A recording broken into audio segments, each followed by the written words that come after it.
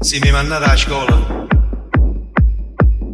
se mi manda da scuola e tengo la penna in mano, ringrazio a te mamma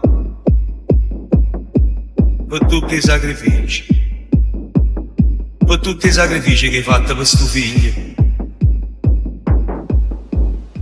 Lo ringrazio a te papà, Sofia.